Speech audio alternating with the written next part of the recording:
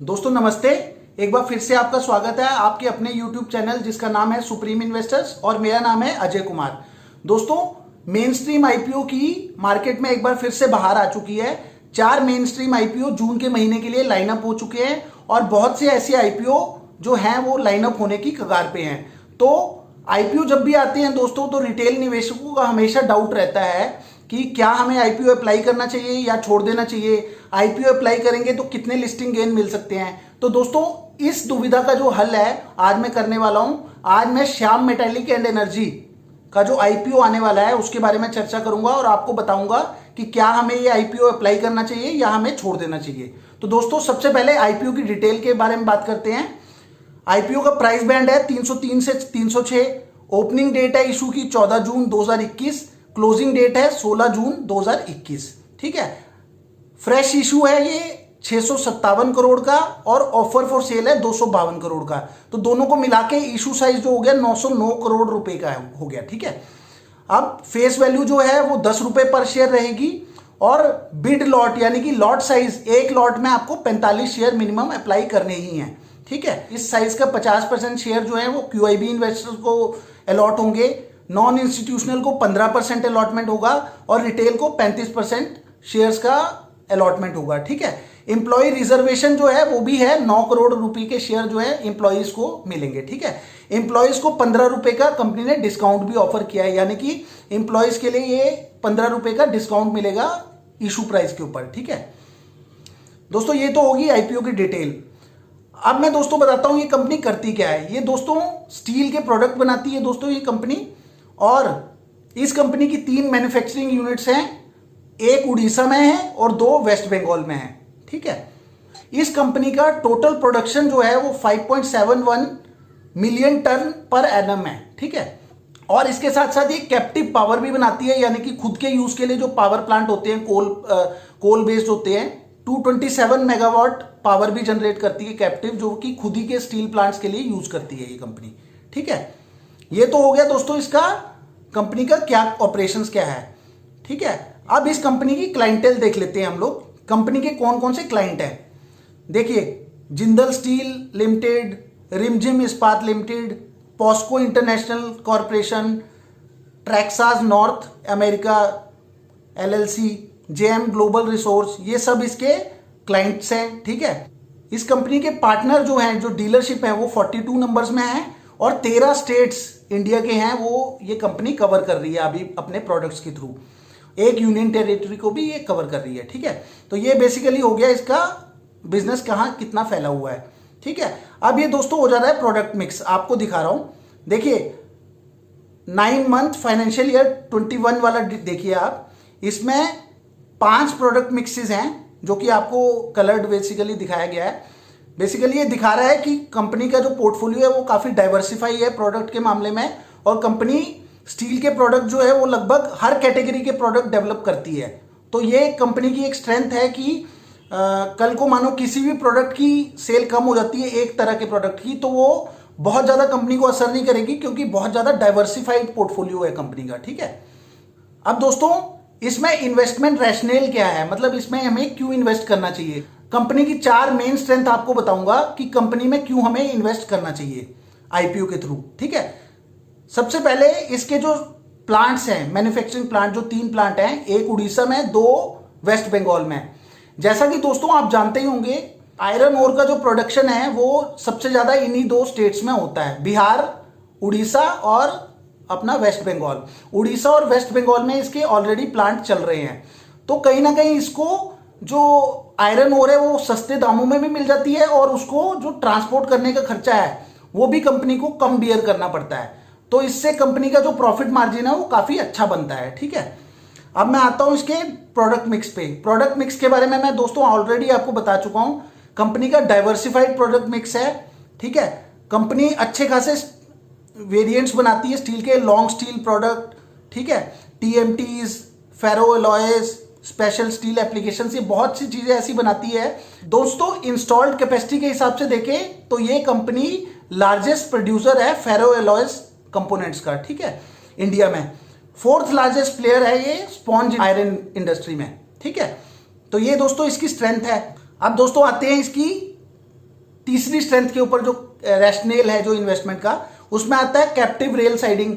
इसके 3 प्लांट्स में से 2 प्लांट्स में कैप्टिव रेल साइडिंग, खुद की रेल साइडिंग है इसकी।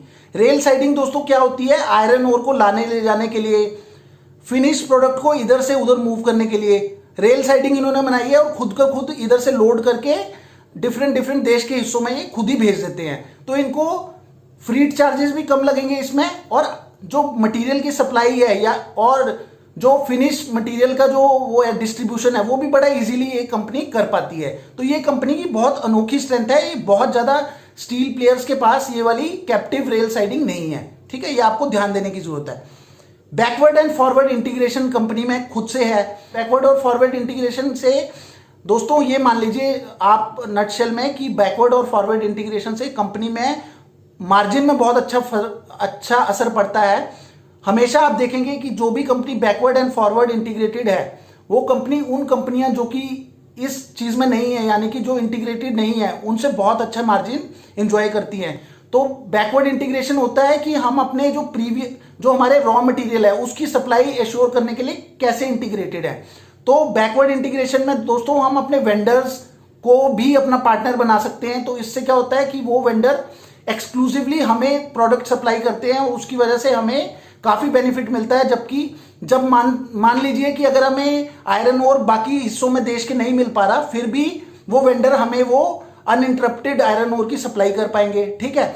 फॉरवर्ड इंटीग्रेशन क्या है दोस्तों कि हमारे जो डिस्ट्रीब्यूटर हैं, ठीक है, वो भी हमें लो कॉस्ट में हमारा जो प्रोडक्ट है वो सेल कर रहे हैं, यानी कि हमें उधर से भी बेनिफिट रीप हो रहा है। तो दोस्तों फॉरवर्ड और बैकवर्ड इंटीग्रेशन होना बड़ा जरूरी है, ठीक है। अब दोस्तों आते हैं इसके नंबर्स पे, ठीक है, क्योंकि नंबर्स के बिना जो है कंपनी का एनालिसिस जो है वो उतना कंप्लीट नहीं होता। अब मैं इसके सामने इसके पीयर्स का कंपैरिजन रख रहा हूं। देखिए ये शीट देखिए आप, वो सबसे पहले एक कॉलम है जिसमें पीयर्स लिखे हुए हैं, Tata steel, JSW steel, SAIL, Jindal steel and power, Tata steel long product, Shyam metallic, ठीक है। अब इनके मार्केट प्राइस रखे हैं, जो कि मार्केट प्राइस ट्रेड हो रहा है। श्याम मेटेलिक एंड एनर्जी का जो है कोई भी मार्केट प्राइस नहीं है, अभी मैंने अपर प्राइस बैंड एज्यूम कर लिया कि उतने पे ही शेयर अलॉट होंगे, ठीक है।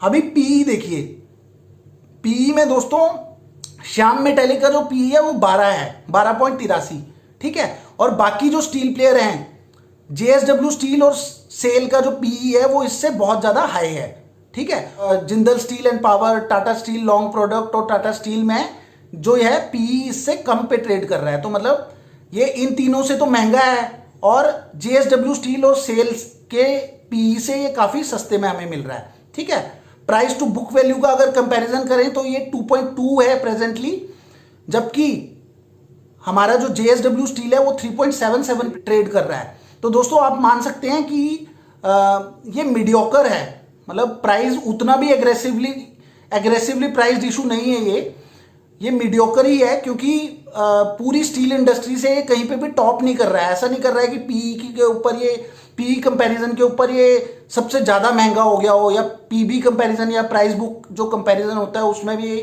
सबसे ज्यादा कॉस्टली हो गया। ये कहीं ना कहीं मीडियोकर प्राइस इशू है, ठीक है। अब डेट टू इक्विटी में अगर बात करें दोस्तों, तो ये सबसे ज्यादा चौंकाने वाला फैक्ट है कि जितने भी स्टील इंडस्ट्री के प्लेयर जो मार्केट में अवेलेबल हैं, उससे कम डेट टू इक्विटी रेशो जो है वो श्याम मेटेलिक एंड एनर्जी का है, 0.27 है, और इससे डबल पे ही है।